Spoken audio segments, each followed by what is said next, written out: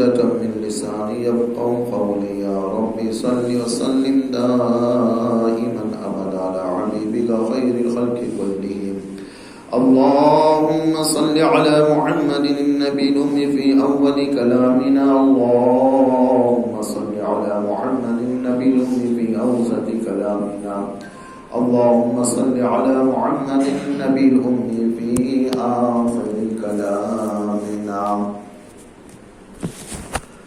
معزز سامعین عظام عزیزوں دوستوں اور بزرگوں اللہ رب العالمین کا بے پناہ کرم ہے احسان ہے کہ اس پاک پروردگار عالم نے ہم تمام کو ایمان کی دولت سے نوازنے کے بعد آقا نامدار محمد رسول اللہ صلی اللہ علیہ وسلم کا امتی بنایا اور قرآن مجید میں یہ بھی اعلان کر دیا کہ کنتم خیر امت، آپ بہتر امت، تمام جتنی آج تک قومیں آئی ہیں، جتنی نبیوں کی امتی آئی ہیں، تمام میں تم سب سے افضل ہو، اعلیٰ ہو، ارفع ہو۔ اور اسی وجہ سے تو اللہ نے افضل الکتب قرآن مجید بھی ہم پر نازل فرمایا۔ یہ تمام صدقہ ہے پیارے آقا محمد رسول اللہ صلی اللہ علیہ وسلم کا۔ اولاً یہ دعا کیجئے کہ اللہ رب العالمین جو کچھ قرآن کی آیت پڑھی گئی، احادیث مبارکہ میں سے جو حدیث پڑھا میں نے، قرآن و حدیث کی روشنی میں سچی اور پکی اور حق بات بولنے کی توفیق عطا فرمائے۔ اولاً کہنے والا اصلاح کا محتاج اللہ تعالیٰ، اس حقیر اور فقیر ناچیز کو اللہ تعالیٰ عمل صالح کی توفیق عطا فرمائے، بعد اس کے تمام سننے والوں کو بھی اللہ تعالیٰ عمل صالح کی توفیق عطا فرمائے۔ گزشتہ جمعہ بھی بات چل رہی تھی الا ان اولیاء اللہ لا خوف علیہم ولا هم یحزنون سے متعلق بات، لیکن مکمل نہیں ہوئی تھی۔ بات یہاں تک آ کر رکی تھی کہ حضرت صابر کلیاری رحمۃ اللہ علیہ کی زندگی و حیات طیبہ کے متعلق حضرت صابر کلیاری رحمۃ اللہ علیہ کا اصل نام جو تھا وہ علاء الدین تھا، لیکن صابر سے وہ مشہور ہو گئے اور آج بھی تمام لوگ انہیں صابر ہی سے جانتے ہیں۔ بہت کم ایسے لوگ ہوں گے جو علاء الدین کے نام سے انہیں جانتے ہوں گے۔ آپ کا مزار شریف اور آپ کا جو خانقاہ ہے وہ سہارنپور ضلع علاقہ میں ایک جگہ ہے رڑکی، اب وہ بھی شاید کہ ایک الگ سے ضلع ہوگا ہے رڑکی، وہاں پہ ایک جگہ ہے کلیار کے نام سے، وہاں پہ حضرت کا مزار شریف ہے، آپ وہاں آرام فرما رہے ہیں۔ بات گزشتہ جمعہ میں نے یہاں تک عرض کی تھی کہ حضرت صابر کلیاری کی ماں اپنے ماموں فرید الدین شکرگنج رحمۃ اللہ علیہ کے پاس لا کر چھوڑ دی تھی تاکہ ان کی اصلاح ہو جائے، تربیت ہو جائے۔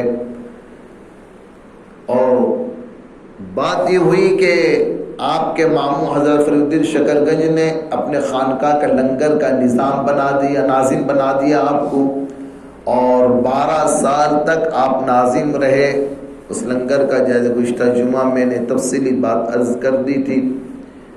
12 سال کے بعد جب ان کی ماں آئی دیکھنے تو یہ بالکل سوکھے، پتلے، دبلے، کمزور ہو گئے تھے۔ تو ماں ہوتی ہے، ماں کی ممتا، اس کا مقابلہ کون کر سکتا ہے دنیا میں؟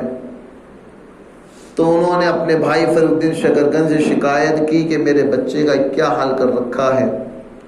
فرید الدین شکرگنج نے بھی جب دیکھا تو حقیقتاً میں صابر کے حالات، علاء الدین کے حالات بہت خراب تھے۔ تو پوچھنے پر پتہ چلا کہ 12 سال سے ایک دانہ بھی اپنے منہ پہ نہیں لیے، کیوں؟ نہ صرف آپ لنگر کا ناظم بنائے تھے، کھانے کی اجازت نہیں دیے تھے، یہ تھا صابر کا تقوی۔ تحقیق ہوئی تو بات پتہ چلی کہ دین کو روزہ رکھا کرتے تھے، اور رات کو جب تمام لوگ سو جایا کرتے تھے یہ جنگل کی طرف نکل جایا کرتے تھے اور پتے چبا کر اپنی زندگی پورا کرتے تھے۔ 12 سال تک یہ عالم رہا۔ تو بے ساختہ حضرت فرید الدین شکرگنج کے زبان سے نکلا تو بڑا صابر ہے، تو بڑا کیا ہے؟ صابر ہے۔ تو تبھی سے صابر کے نام سے مشہور ہو گئے۔ بعد اس کے کچھ دنوں کے بعد آپ اپنے مریدی میں تو پہلے داخل کر لیے تھے، خلافت بھی مل گئی حضرت کو۔ آپ حضرت فرید الدین شکرگنج سے آپ کو خلافت ملی۔ ملنے کے بعد آپ کی بہن آئی اور بولنے لگی کہ میرے اس بچے کی اب جوان ہو گیا ہے صابر، اب اس کی شادی کی فکر ہے، لہٰذا ایسا کرو تم اپنی بیٹی سے میرے صابر کی شادی طے کر دو، نکاح کر دو۔ تو حضرت فرید الدین شکرگنج نے کہا کہ یہ عورت کو برداشت نہیں کر پائے گا، یہ بڑا جلالی ہے۔ کیا ہے؟ جلالی ہے۔ تو بہن بہن ہوتی، عورت عورتیں ہوتی، بولنے لگی شکایت لہجے میں، ہو میرا بچہ غریب ہے، یتیم ہے، اسی وجہ سے تم میری اپنی بیٹی کو میرے بیٹے سے شادی کروانا نہیں چاہتے ہو۔ الغرض حضرت فرید الدین شکرگنج نے بہن کی بات سن کر اس بات پر تیار ہو گئے اور اپنی بیٹی کی شادی ان سے کر دیے۔ روایت میں آتی ہے بات کہ جب حضرت فرید الدین شکرگنج نے اپنی بیٹی کی شادی نکاح حضرت صابر کلیانی سے کر دی اور پہلی رات میں بیٹی بیٹھی ہوئی ہے دلہن بن کر کے، اور یہ تہجد وغیرہ سے فارغ ہو کر جب آئے کمرے میں دیکھے ایک عورت بیٹھی ہوئی ہے، تو حضرت صابر نے کہا کہ تو کون ہے؟ اتنا وہ مستغرق رہتے تھے اللہ کی یادوں میں، اتنا ہمیشہ اللہ کی یاد میں غرق رہتے تھے کہ اپنی بیوی کو بھی پہچان نہیں پائے میری بیوی ہے۔ تو بولنے لگی ابھی تو نکاح ہوا ہے دن میں آپ کی بیوی بن گئی ہوں، آپ میرے شوہر ہیں۔ بولے نہ میرے دل میں صرف ایک ہی محبت ہے، دوسری محبت نہیں سما پائے گی، وہ محبت صرف اللہ کی محبت ہے میرے دلوں میں۔ تو روایتوں میں آتا ہے کہ آپ نے ایک نظر ڈالی بیوی پر اور اس کی دنیاوی جتنی محبتیں چیزیں، بشر ہونے کے ناطے دنیا کی محبت تو دلوں میں ہوتی کی نہیں ہوتی ہے؟ ہاں، دنیا دار الاسباب ہے، دنیا کی محبت بشر ہونے کے ناطے، انسان ہونے کے ناطے ہر ایک انسان کے دلوں پہ ہوتی ہے۔ تو ایک ایسی نگاہ ڈالے کہ ان کی بیوی کے اندر سے دنیاوی تمام محبتیں نکل گئی، راکھ ہو گئی جل کے۔ راکھ ہو جانا مطلب یعنی دنیا کی محبتیں نکل گئی بالکل، وہ بھی تعلق مع اللہ میں غرق ہو گئی۔ اللہ اکبر، وہ بھی اللہ والی ہو گئی۔ بعض نے کہا نہیں بلکہ صابر بڑے جلالی تھے، جب نظر ڈالے تو ان کی بیوی جل کے راکھ ہو گئی۔ یہ بات غلط ہے۔ یہ بات کیا ہے؟ سراسر غلط ہے۔ بیوی جل کر راکھ نہیں ہوئی، بلکہ ان کی بیوی کے دلوں کے اندر دنیاوی محبت ہی وہ جل کر راکھ ہو گیا، وہ ختم ہو گیا، وہ چیزیں ختم ہو گئی۔ اب دنیا نہیں رہا، اب صرف اللہ اللہ اللہ۔ الغرض بعضوں نے کہا کہ آپ کا ایک لڑکا بھی تھا، کیونکہ جب بیوی آ گئی نکاح میں تو ان کے حقوق بھی تو ادا کرنا ہے نا۔ کبھی آ جایا کرتے تھے، حقوق ادا کر لیتے تھے، کبھی جان بچانے کے لیے کھا لیا کرتے تھے، ورنہ تو ہمیشہ اللہ کے یاد میں غرق رہتے تھے صابر کلیانی رحمت اللہ علیہ۔ اور بچہ بھی بڑا ہوا، جوان ہوا، اور گھر میں تو اللہ والوں گھر میں ایسے ہی فاقے ہوتے ہیں اکثر و بیشتر، کیونکہ فاقہ تو آقا نامدار محمد رسول اللہ صلی اللہ علیہ وسلم کا زیور ہے، فاطمہ کا زیور ہے۔ روایتوں میں آتا ہے کہ دو چاند گزر جاتے تھے، آقا نامدار محمد رسول اللہ صلی اللہ علیہ وسلم کے گھر میں چولہے تک نہیں جلتے تھے۔ اب دو چاند کا گزر جانے کا مطلب کیا ہے؟ یعنی 2 مہینے گزر جاتے تھے، 2 مہینے گزر جاتے تھے، آپ وسلم کے گھر میں چولہا نہیں جلا کرتا تھا۔ وہ چیز اللہ والوں کے گھروں پہ پائی جاتی تھی۔ اب تو بہت کہیں اکا دکا کوئی ہوگا ورنہ تو اب تو بالکل ختم ہی ہے یہ چیزیں. تو لوگوں نے دیکھا کہ صابر کلیانی رحمت اللہ علیہ کے جو لڑکے تھے ان کا چہرہ فق ہو گیا ہے, پیلا پڑ گیا ہے, کھانا نہ ہو تو آدمی کا رنگ بدل جاتا ہے. تو لوگوں نے پوچھا کیا بات ہے؟ بولے نہیں ہمارے گھر میں تو غریبی ہے, فاقہ کشی ہے. تو مریدوں نے لا کر اتنا سامان رکھ دیا گھر میں کھانے کا اور دیگر سامان. جب حضرت صابر کلیانی گھر آئے تو دیکھے بہت سارا سامان رکھا ہوا ہے. تو بولے اس میرے گھر کے حالات کا اطلاع لوگوں کو کس نے دی؟ میں جس حال میں بھی اپنی زندگی گزار رہا تھا میں جانتا تھا, میرا اللہ جانتا تھا. لوگوں کو کیسے پتا چلا کہ میرے گھر میں فاقہ ہے؟ جلال میں آ گئے, پہلے سے جلال تھے, جلال میں آ گئے اور بد دعا کر دی جس نے میرے گھر کی خبر دی ہے لوگوں کو وہ مر جائے, وہ مر جائے. تھوڑے ہی وقت گزرا نہیں تھا کہ جوان بیٹا ہی گزر گیا. اللہ اکبر. اسی سے تو لوگ پوچھے تھے نا, اسی نے تو کہا تھا کہ ہمارے گھر میں فاقہ ہے. یہ جلالی تھے حضرت صابر کلیانی رحمت اللہ علیہ. کہتے ہیں کہ حضرت صابر کلیانی رحمت اللہ علیہ کو جب خلافت ملی, ملنے کے بعد آپ کو دلی کا والی بنا کر ولایت دے کر کے حضرت فرید الدین شکر گنج دلی بھیجے کہ جاؤ. لیکن بولے جانے سے پہلے میرا جو بڑا خلیفہ ہے ان کا نام غالباً حامد تھا. کیا نام تھا؟ حامد تھا. بولے اس سے ایک دستخط کرا لینا. اس سے کیا کرا لینا؟ دستخط کرا لینا. تو یہ گئے حضرت کے بڑے خلیفہ کے پاس اور بولے کہ حضرت مجھے دلی کا والی بنا دیا ہے, مجھے ولایت دے دیا ہے, مجھے دلی جانا ہے, آپ اس پہ دستخط کر دیجئے. اس ولایت کے کاغذ پہ کیا کر دیجئے؟ آپ دستخط کر دیجئے. شام کا وقت تھا, چراغ بجھ گیا تھا, اندھیرا تھا.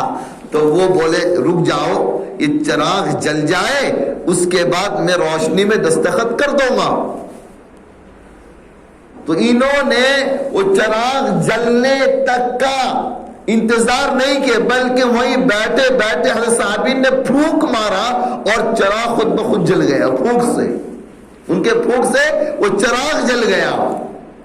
اب دیکھیے آپ بھی محسوس کرتے ہوں گے کہ یہ جو ہمارا پھونک جو نکلتا ہے نا, کبھی اس میں گرمی ہوتی, کبھی اس میں ٹھنڈی بھی ہوتی کہ نہیں ہوتی.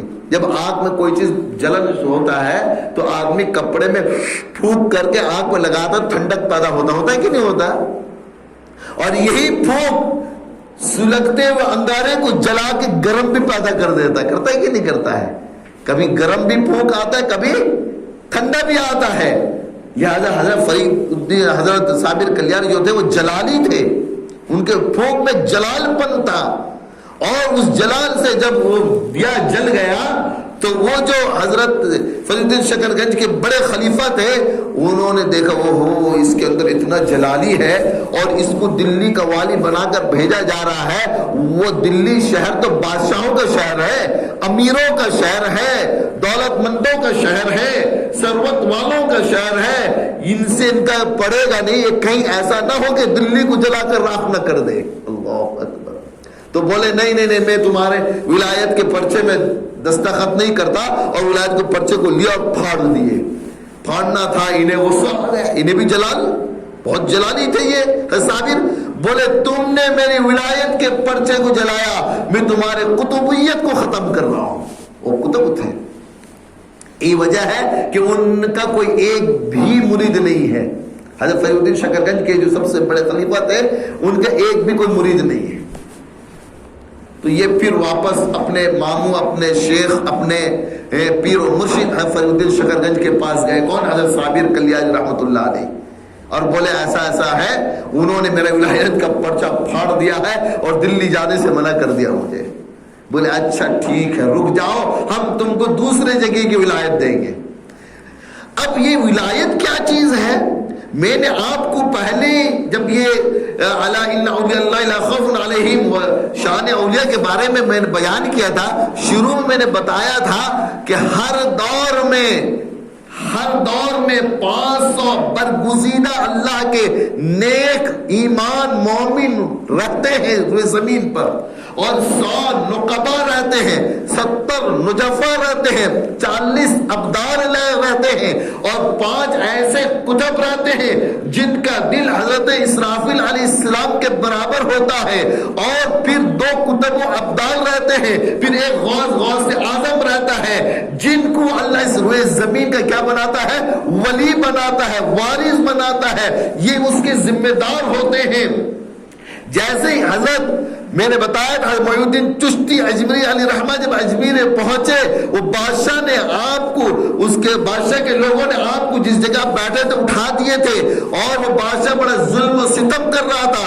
اس وقت شہاب الدین غوری نے آپ کے اشارے میں ہندوستان کو فتح کیا تھا۔ وہ لمبی داستان ہے جو میں اس سے پہلے بتا چکا ہوں۔ اللہ اس زمین کا وارث ایمان والوں کو بناتا ہے۔ یہ زمین و آسمان اللہ نے ایمان والوں کے لیے بنایا ہے، نہ کہ بے ایمانوں کے لیے بنایا ہے، نہ کہ بے ایمانوں کے لیے بنایا ہے۔ جیسے شادی کا پینڈال سجایا جاتا ہے دلہا و دلہن کے لیے، جب دلہا دلہن ہی وہاں سے چلے جاتے ہیں پھر وہ پینڈال کو توڑ پھوڑ دیا جاتا ہے۔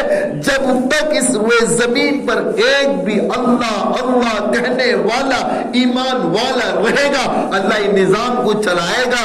جب ایک بھی اللہ کہنے والا نہیں رہے گا، ایک بھی ایمان والا نہیں رہے گا، جب سب کے سب بے ایمان رہیں گے تو پھر اللہ اس آسمان و زمین کو توڑ پھوڑ کے برباد کر دے گا۔ تو حضرت صابر کلیاری رحمت اللہ علیہ کو حضرت فرید الدین شکر گنج نے پہلے دلی کا والی بنایا، وہ کینسل ہوا، پھر اپنے پاس رکھے، پھر ان کو سہارنپور ضلع رڑکی اور اس کا ایک علاقہ کلیار، وہاں کا آپ نے والی بنایا۔ اور وہ کلیار شریف جو ہے نا، کلیار کا علاقہ وہ اس وقت نوابوں کا علاقہ تھا، نواب لوگ رہا کرتے تھے، صاحب ثروت لوگ رہا کرتے تھے، بڑے بڑے مالدار رہا کرتے تھے۔ آپ کو وہاں کا والی بنا کر کے فرید الدین شکر گنج وہاں بھیج دیے، لیکن جب آپ وہاں گئے تو وہاں کے لوگوں نے آپ کی بات نہیں مانی، آپ کی بات نہیں سنی۔ آپ پھر خط لکھے اپنے شیخ پیر و مرشد حضرت فرید الدین شکر گنج کے پاس کہ حضرت یہاں کے لوگ میری بات نہیں سنتے ہیں۔ پھر انہوں نے کہا کہ اچھا ٹھیک ہے، آپ صبر سے کام لو، میں وہاں کے لوگوں کے نام میں خط لکھتا ہوں۔ فرید الدین شکر گنج نے کلیار شریف کے لوگوں کو، کلیار کے لوگوں کے نام خط لکھا، اور روایتوں میں آتا ہے ایک نہیں 5 خطوط لکھے گئے 5 موقع پر کہ میں نے اپنے مرید میں حضرت صابر علاء الدین کو تمہارے وہاں کا والی بنا کر بھیجا ہوں، تم اس کی بات مانو، اس کی بات ماننے میں تمہیں کامیابی ہے۔ لیکن وہاں کے لوگ بات نہیں مانے۔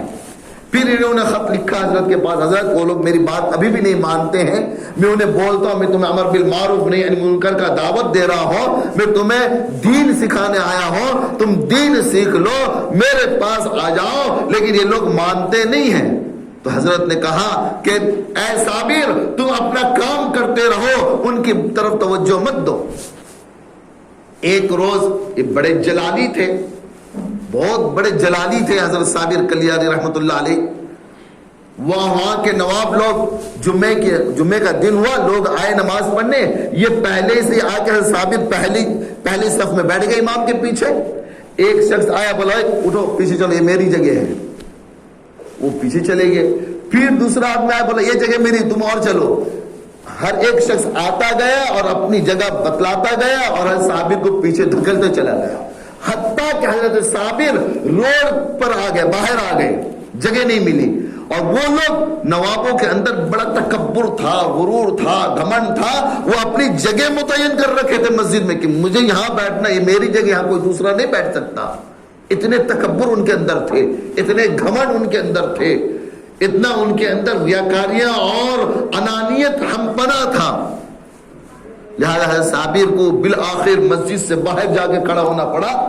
جمعے کا نماز کا وقت ہوا، امام کھڑا ہوا مصلی پر، جمعے کی نماز پڑھایا، تمام لوگ جب سجدے میں چلے گئے تو حضرت صابر تو بڑے جلالی تھے، فوراً بولنے لگے اے مسجد، سب کے سب تو چلے گئے سجدے، تو کیوں کھڑی ہوئی، تو بھی تو سجدے میں چلی جا۔ کسے بولے مخاطب کر کے؟ مسجد کو۔ اور آنن فانن مسجد پوری کی پوری گر گئی نیچے، پوری مسجد نیچے گر گئی، اور جتنے لوگ نمازی تھے سب شہید ہو گئے، سب ختم ہو گئے. اتنے بڑے جلالی تھے.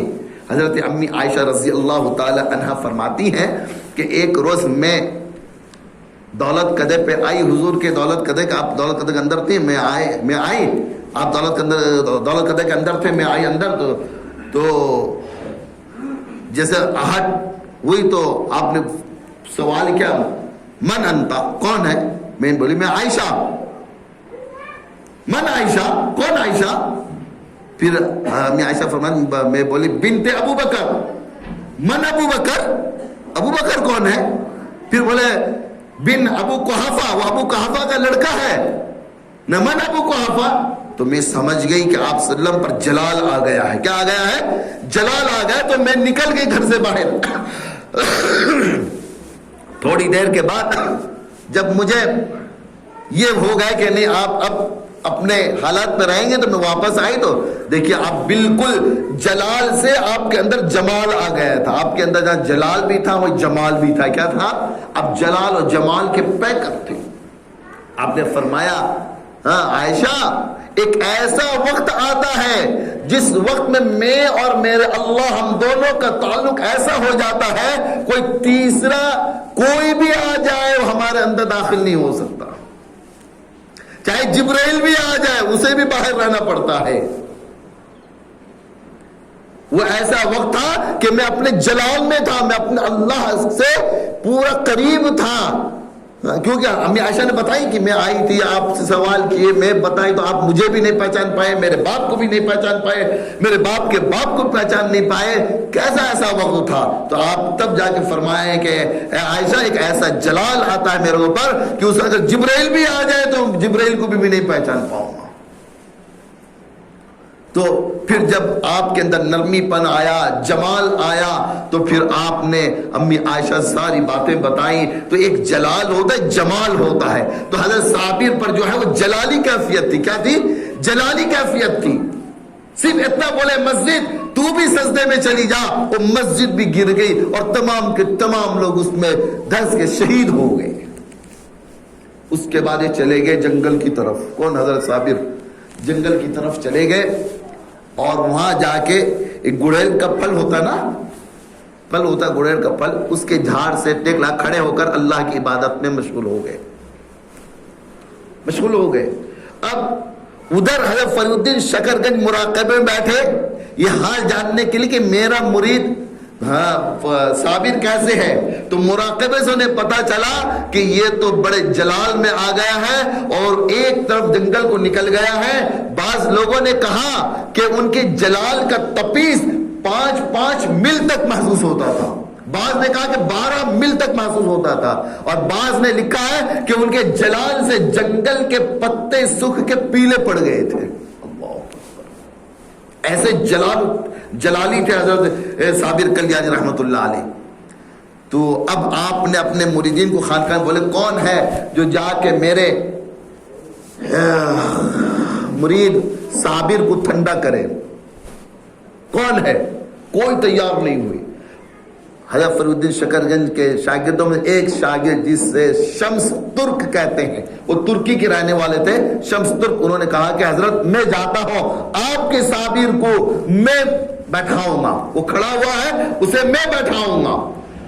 تو یہ آئے اور سامنے سے نہیں آئے، پیچھے سے آئے، پیچھے سے آ کر کھڑے ہو گئے اور قرآن کی تلاوت کرنے لگے. اور اتنی سریلی آواز تھی، اتنی خوش اعلان آواز سے قرآن پڑھتے تھے، اتنی تجویز سے قرآن پڑھتے تھے. وہ ان کی آواز سن کر صابر بے چین ہو اٹھے، کیونکہ اللہ والوں کو تو قرآن سے لگاؤ ہوتا ہے، وہ تو قرآن پڑھا کرتے ہیں، وہ تو قرآن کو سینوں سے لگایا کرتے ہیں.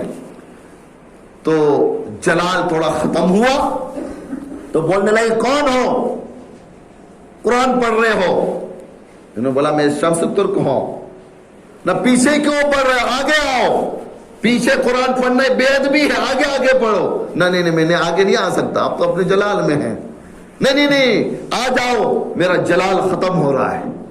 ہاں آگے آئے، کھڑے ہو کے قرآن پڑھتے رہے. پڑھتے پڑھتے پڑھتے حضرت شمس ترک بولے کہ اب مجھ سے کھڑا نہیں ہو جا رہا, میں بیٹھ کر پڑھوں گا. بولے بیٹھ جاؤ تم, میں کھڑا رہوں گا. بولے نہیں پڑھتا میں قرآن نہیں پڑھتا. آپ کو بھی بیٹھنا پڑے گا. اللہ اکبر, آپ کو بھی بیٹھنا پڑے گا, تب جا کے میں بیٹھ کر قرآن پڑھوں گا, ورنہ نہیں پڑھتا. اور قرآن ایسی کتاب, ایسی اس کی لذت, ہاں, پڑھنے والا اور سننے والے کو ہی اس کی لذت محسوس ہوتی ہے. اور صابر تو دیوانے ہو چکے تھے قرآن کی آواز سن کر. بولے نہیں اچھا میں بھی بیٹھ جاتا ہوں, تم بھی بیٹھ, لیکن قرآن پڑھو, لیکن قرآن پڑھو. اللہ اکبر. یہ قرآن پڑھے بیٹھ کر کے, تھوڑی دیر بعد پھر بند کر دی تلاوت. بولے کیوں بند کیے؟ نا بھوک لگ رہی ہے. کیا لگ رہی ہے؟ بھوک لگ رہی ہے. نا کھا لو, تم ایک گلیر کا پھل لو, کھا لو. نا میں نے اکیلا نہیں کھاتا, آپ کو بھی کھانا پڑے گا. آپ کھائیں گے تو میں کھاؤں گا, ورنہ میں نہیں کھاتا. بولے ارے بابا تو کیا کر رہا ہے میرے ساتھ نا. ہاں, تو وہ بھی کھائے اور یہ بھی کھائے. اللہ اکبر. دونوں پھر اتنے دن کے بھوکے تھے, وہ بھی گلیر کا پھل کھائے, تلاوت شروع کی, یہ بھی تلاوت سننے لگے.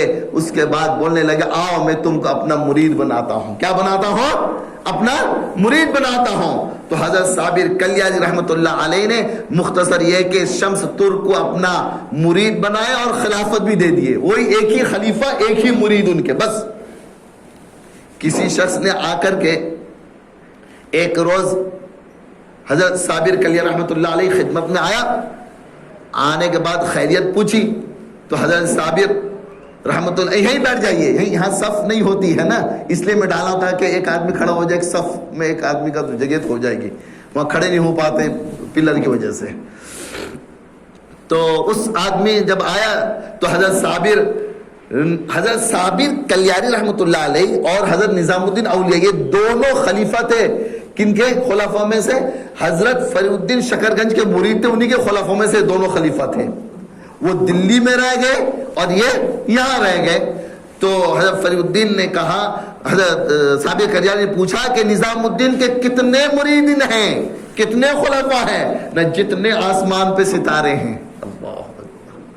جتنے آسمان میں ستارے اتنے ہیں نظام الدین کے مرید. اسی تو ان کو سلطان الاولیاء کہا جاتا ہے. میں گزشتہ جمعہ ان کے بارے میں بتایا نظام الدین اولیاء کے بارے میں. تو بولے الحمدللہ میرا تو ایک ہی خلیفہ ہے شمس ترک, اور وہ تمام نظام کے ستارے جتنے اتنے خلفاء پر بھاری ہے.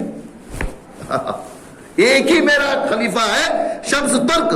اور روایتوں میں آتا ہے وہ شمس ترک ایک ہی خلیفہ, ایک ہی مرید, اس کے علاوہ کسی کو آپ مرید نہیں بنائے, کوئی خلیفہ نہیں رہے. اور اتنے بڑے وہ خلیفہ ہوئے, ہر ایک جو سلسلہ چشتیہ ہے اور آپ کا اسے سہوردیہ ہے, جتنے چاروں نقشبندیہ ہیں, قاضی, تمام سلسلے حضرت صابر سے ہو کر گزرتے ہیں. دور سے قریب دونوں طریقے سے جا کے حضرت صابر کے اس سے ملتے ہیں. تو حضرت صابر کلیانی رحمت اللہ علیہ نے یہ کہا کہ اب جاؤ, اب ہم تو آپ کو خلافت دے دیے, اب جاؤ اور جا کر کما کر کھاؤ. مانگ کر کھانا اچھی بات نہیں ہے, بیٹھ کر نہیں کھانا ہے, مانگ کر نہیں کھانا, محنت کر کر کھاؤ. اور آج کا کیا مسئلہ ہو گیا؟ مانگ کے. آج کل کے ایسے پیرا ہیں جو بغیر مانگے رہتے نہیں ہیں, مانگنے کا عجیب عجیب طریقہ اختیار کر لیے ہیں. تو بولے جاؤ. وہ وہاں سے نکلے اور بولے دیکھو جا تو رہے ہو, لیکن جب تم سے کوئی بڑا کرامت ظاہر ہو جائے گا نا, سمجھ لو میرا اسی دن میرا وفات بھی ہو گئی. یہ بول کر اپنے خلیفہ شمس الدین ترک کو بھیج دیے. وہ وہاں سے چلے رڑکی سے, کلیان شریف سے, اور دلی پہنچے. اس وقت دلی میں بادشاہی حکومت تھی, نوابوں کی حکومتیں تھی جگہ جگہ, اور بادشاہ تھا اس وقت محمد غوری, قریباً شاید کہ محمد غوری یا اور کوئی بادشاہ تھا, نام ذہن سے نکل رہی میری, نام آئے انشاءاللہ بتاؤں گا. تو وہ اس وقت دلی میں بادشاہ تھا. تو یہ اس کے بادشاہ, اس کے سپاہیوں میں داخل ہو گئے. کون؟ شمس ترک داخل ہو گئے اور جہاد فی سبیل اللہ کرتے رہے, اللہ کے راستے میں جہاد کرتے رہے. تو نوابوں نے بادشاہ کے خلاف بغاوت کر دی, اب بادشاہ بڑا پریشان ہو گیا. ایسا وقت آیا کچھ دنوں کے بعد, اور دلی میں اس وقت جنوری کی بڑی کڑی سڑی ہوئی سردی پڑی تھی. آج کل کی سردیاں اس دور میں سردیاں اور زیادہ پڑتی تھیں. اب بھی آپ بھی جا کے دلی میں نہیں رہ پائیں گے, اس وقت کی سردی اور زیادہ کڑی سردی تھی. تو بادشاہ کے فوج سب وضو کر رہے ہیں, بادشاہ بھی وضو کر رہا ہے. تو بادشاہ کے لیے پانی گرم کر کے پانی دیا جاتا تھا, وضو کرتا تھا. اتفاق سے اس دن پانی گرم کرنے کی اشیاء کچھ نہیں تھی. اب وہ جو پانی دینے والا خادم پریشان ہو گیا, ڈھونڈتے ڈھونڈتے ڈھونڈتے اس ندی کے پاس پہنچا جس ندی کے اندر کھڑے ہو کر شمس ترک وضو کر رہے تھے. وہ بیچارہ خادم دیکھا کہ ایک سپاہی یہاں پر اور وضو کر رہا, اتنی کڑاکے کی سردی پڑی ہوئی ہے, وہ پھر ندی میں آ کر کے. تو وہ بولا کہ بھائی اس سردی میں آپ یہاں پہ, نہ تم بھی آ جاؤ وضو کرنے. جب وہ خادم بادشاہ کا پانی لینے کے لیے وہ ان کے پاس پہنچا, دیکھا پورا دریا کا پانی ٹھنڈا ہے, لیکن جہاں شمس الدین ترک وضو کرے پانی گرم ہے. وہ پانی کیا ہے؟ گرم ہے. تو اس نے وہ پانی لیا اور بادشاہ کے پاس خوشی خوشی چلا گیا کہ آج تو بادشاہ کے عتاب سے میں بچ گیا. تو وہاں پہنچنے کے بادشاہ کو دیا, اور بادشاہ کو تمام باتیں بتایا کہ آپ کے فوجیوں میں سے ایک فوج ایسا ہے جو بڑا نیک ہے. پر اس وقت تک بادشاہ کو معلوم نہیں تھا کہ شمس الدین ترک بھی اتنا بڑا نیک ہے کر کے, برگزیدہ اللہ کا بندہ ہے. تو نوابوں نے بادشاہ کے خلاف آواز بلند کر دی, اور قلعے کا حالات بہت خراب تھا, بادشاہ پریشان تھا. تو بادشاہ خود گیا دوسری رات کو شمس الدین ترک جہاں وضو کرتے تھے وہیں پہنچا, اور بادشاہ بھی جب ندی کے اندر گھسا تو دیکھا پانی گرم ہے. تو اس نے بولا یہ تو کوئی نیک اللہ کا بندہ ہے. بولا تم میرے لیے دعا کر دو کہ مجھے فتح نصیب ہو جائے.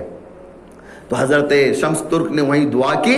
دعا کرنے کے بعد صبح ہوتے ہوتے بادشاہ فتح کر لیا, بادشاہ کو فتح نصیب ہو گئی اور ایک کرامت ظاہر ہو گیا. تو فوراً شمس الدین ترک کو یاد آ گیا اپنے پیر و مرشد کی بات کی, جب تم سے کوئی بڑا کرامت ظاہر ہو جائے سمجھ لو میری وفات ہو گئی, اور تم بھاگے بھاگے آنا, یہاں کوئی نہیں مجھے کفنانے والا دفنانے والا, نماز جنازہ پڑھنے والا کوئی نہیں, تمہیں آنا. تو وہاں سے شمس الدین ترک بھاگے, اور دلی سے رڑکی کلیار بہت دور ہے, روتے رہے دوڑتے رہے کہ میرے شیخ کا تو انتقال ہو گیا, اب میں پہنچ نہیں پاؤں گا. تو اسی دوڑنے کا اسنے میں ان کو ٹھوکر لگی اور گر گئے. کون؟ شمس الدین ترک گر گئے, بے ہوش ہو گئے. جب ہوش آیا تو دیکھے وہاں کھڑے ہوئے ہیں جہاں ان کے شیخ کا لاش پڑا ہوا ہے, اور ایک جانور اس لاش کو کی جگوالی کر رہا ہے.